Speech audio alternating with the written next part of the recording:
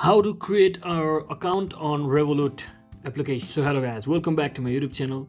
In this video I'll be showing you how you can easily create your account on Revolut application. So just make sure you have successfully downloaded and installed the Revolut application from the Play Store, and once you have downloaded it, simply head over to your Revolut application, and once you're inside here, just click on create your account.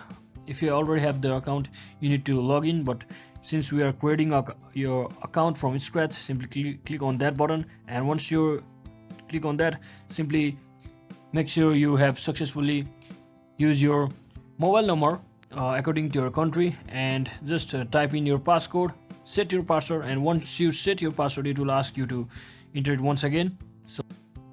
And once you enter your home address with postal code, and then it will ask you to, if you are a citizen of your particular country, and if you are, simply click on yes, and it will ask you to provide your either driving license or passport, and simply follow the instructions from your device.